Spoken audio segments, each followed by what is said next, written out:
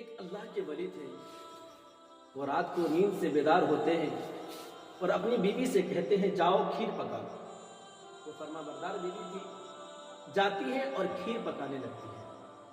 پکانے کے بعد اپنے شوہر سے کہتی ہے اے شوہر نامدار، میں کھیر پکا چکی ہوں۔ ان کے شوہر کہتے جاؤ فلاں جگہ پہ ایک شخص بیٹھا ہوگا، اس کو جا کر کھیر کھلا لاؤ۔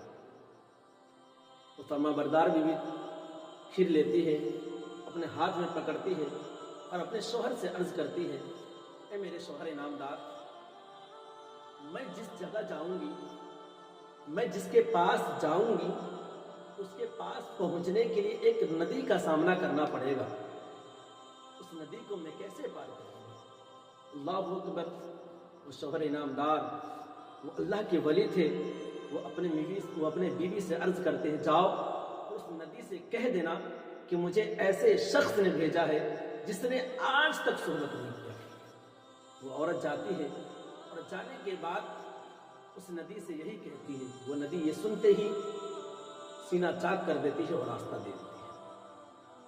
تو پہنچتی ہے وہاں پر، دیکھتی کیا ہے کہ ایک شخص عبادت میں مشغول ہے، اللہ کی عبادت کر رہا ہے۔ جا کے ان کے پاس کھیر رکھتی ہے اور کہتی ہے کھا لیجیے۔ وہ اللہ کے ولی وہ کھیر کھا لیتے ہیں اور کھانے کے بعد اس کے ہاتھ میں وہ کٹورا وہ دے دیتے ہیں اور دینے کے بعد کہتے ہیں کہ جاؤ۔ جب وہ عورت آنے لگتی ہے تو اس کے دل میں ایک اور خیال آتا ہے کہ میں تو ادھر سے آئی تھی تو میرے شوہر نے کہا تھا کہ جاؤ ندی سے یہ کہہ دینا، وہ ندی راستہ دے دے گا، مگر میں ادھر سے جاؤں گی تو کس راستے سے جاؤں گی، پھر بھی ندی کا سامنا کرنا پڑے گا۔ اللہ اکبر۔ وہ عورت عرض کرتی ہے اے شخص، میں ندی کیسے پار کروں گی؟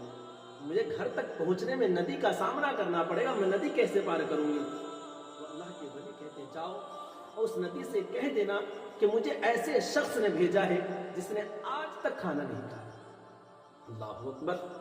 وہ عورت پریشان ہو جاتی ہے اور سوچنے لگتی ہے، گھر واپس آتی ہے اور اپنے شوہر انعامدار سے کہتی ہے یہ بات تو جھوٹی معلوم ہوتی ہے کہ آج تک آپ نے صحبت نہیں کیا، وہ آج تک کھانا نہیں کھائے۔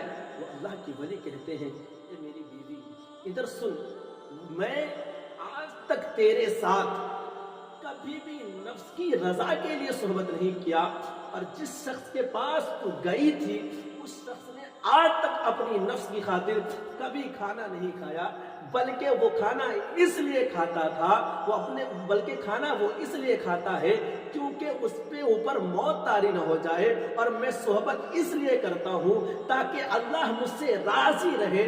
تم دنیا میں جو بھی اللہ کے ولی کام کرتے ہیں وہ اللہ تبارک و تعالیٰ کو راضی کرنے کے لیے کرتے ہیں، نہ کہ دنیا کو راضی کرنے کے لیے۔